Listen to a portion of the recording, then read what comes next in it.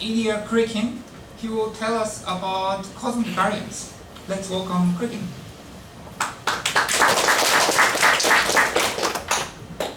Thank you very much. I want to start with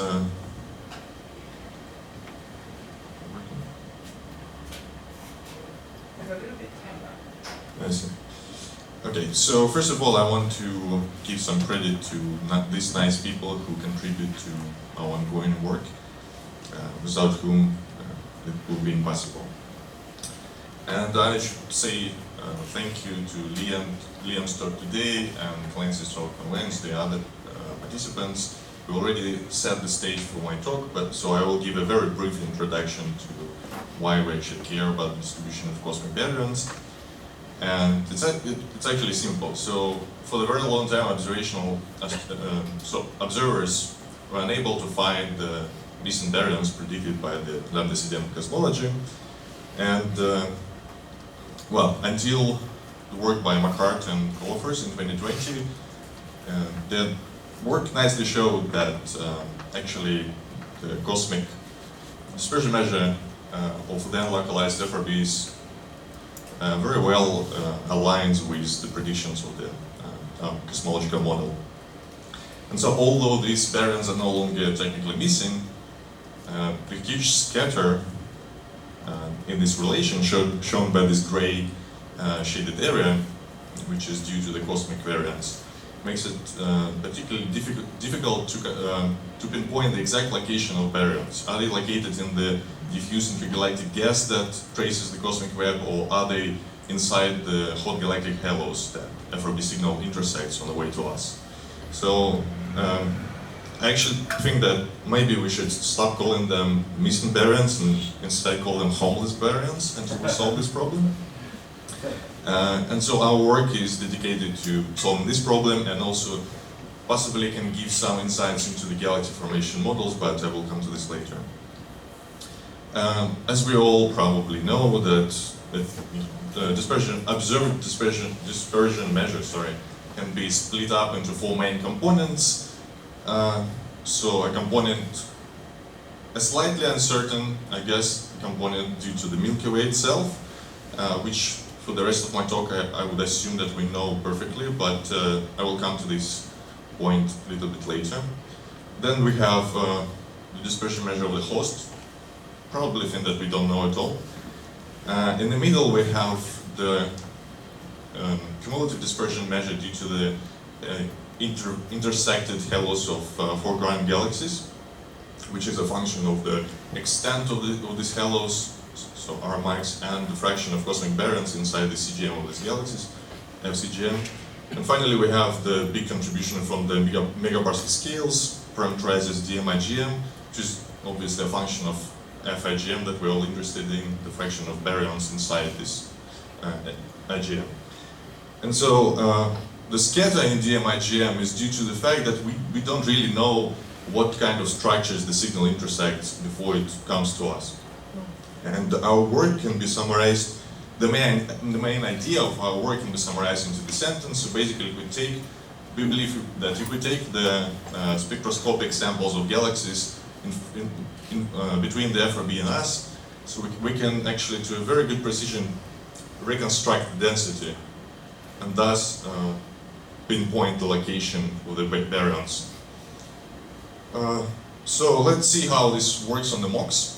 Let's create a mock data set. For this we will use the Millennium simulation and the corresponding Enrique 2015 LightCon galaxy catalogs.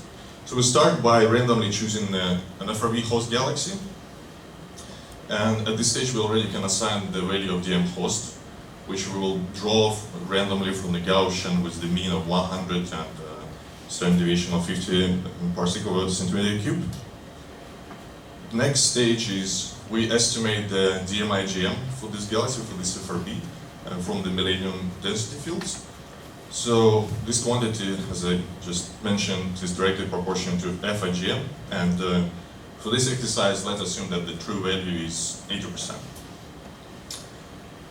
Next, at the next step, we will search that around 10 arc minute radius from the FRB sightline to find all the galaxies that contribute to the DM halo. We assume that for each galaxy halo can be described as modified NFW profile that extends to roughly virial radius, and also it scales as it's proportional to FCGM, which again for this exercise let's say it's 10%. At this step we also record positions and masses of all galaxies in the 10 Arc-minute, irrespective if they contribute to the total DM halo or not. This we will need to build our model for the inference later. Finally, we also extract the galaxy's properties from the wider field, about 10-degree field, although this varies. And these galaxies will be used to reconstruct the density field. So we can repeat this for as many FRBs as you want in your sample. And this plot shows you an example of the extracted galaxy positions for 3 simulated telescope surveys. So a 2-meter class telescope shown by the blue, then we have a 4-meter class telescope by the orange distribution, and the green is for the best 8-meter telescopes. So then we use the Bayesian method called ARGO, developed by Metin Atta, a former postdoc in our group in Kaoli, that takes the positions of galaxies, all the selection functions, radial, angular, and the bias function of these galaxies, and reconstruct the real space meta-density. So here's an example of such reconstruction where the black dots are the positions of the galaxies that we extracted from the Millennium simulation. And the nice thing about ARGO code is that it's Bayesian, so it doesn't give you only the one value of DM IGM, it also gives you multiple realizations, so you can compute the variance in your DM IGM. Okay, so if we look closely at the extracted densities from ARGO and the distribution of DM IGM, which is shown here in the bottom animation, you can see how the distribution changes as a function of FIGM.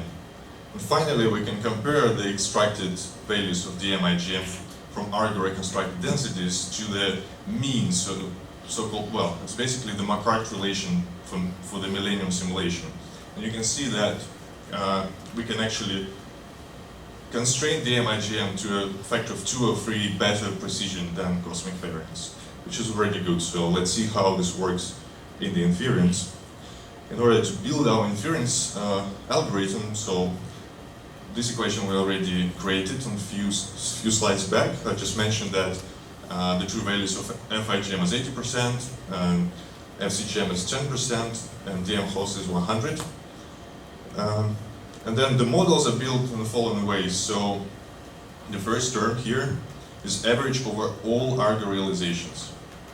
And second term, which is also average over DM halos. But this comes from the fact that galaxy halos has actually a huge uncertainty in their mass. So imagine a simple example. Imagine you have one FRB, one sightline that intersects only one galactic halo. And for this one halo, we create 100 random realizations of its mass, also drawn from the Gaussian with standard deviation of 0.3 day. And then we average this, and this will be our DM halo. So for each FRB in our sample, we can do the same for all intersected halos.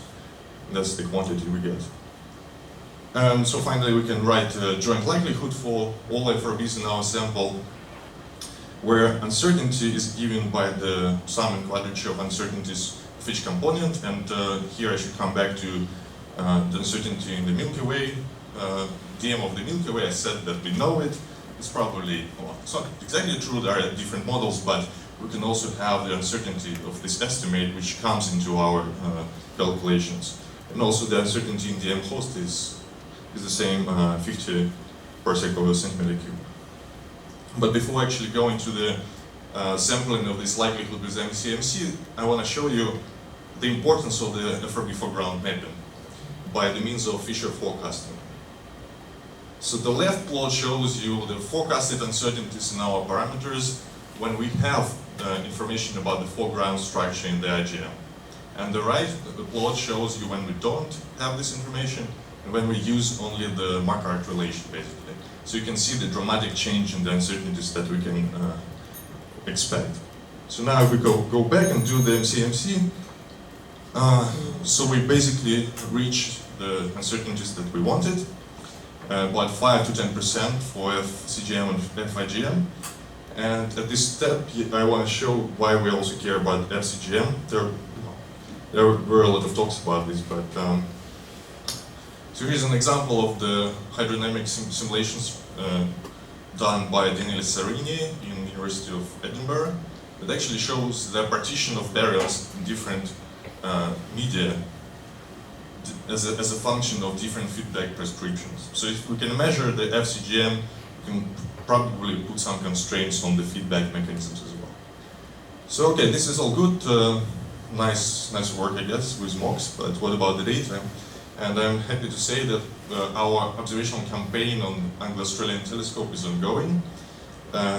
It is, so ideally we will reach we will observe thousands of galaxies in the foregrounds of about 30 localized FRBs.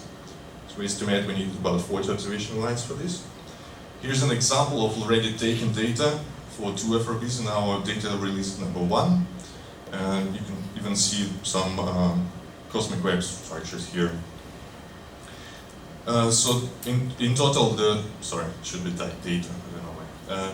It should be in data release 1, we will have 8 FRBs. And here's a preliminary result of the distribution of DM halos for these FRBs. This is actually a nice illustration of what I was saying, that so the distributions are due to the uncertainty in the halo mass.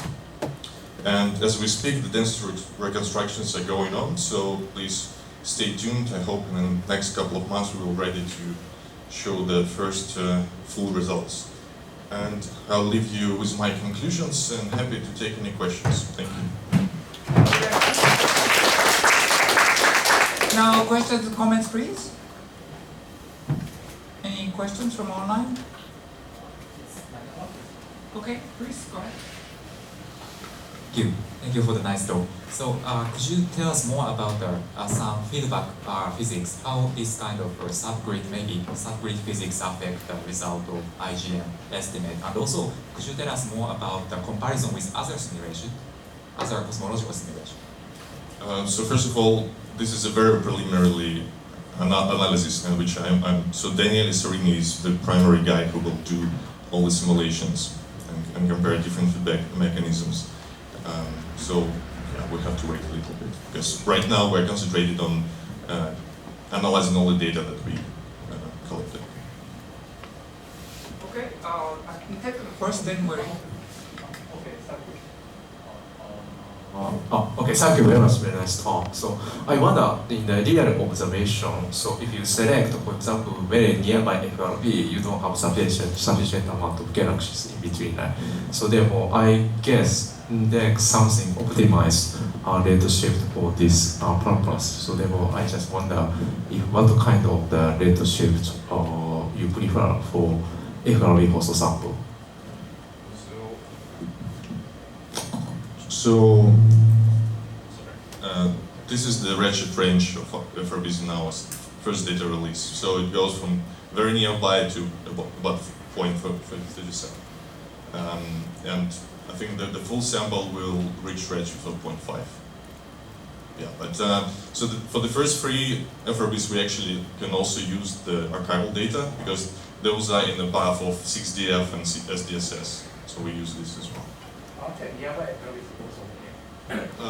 Yeah, well, yes. In principle, yes.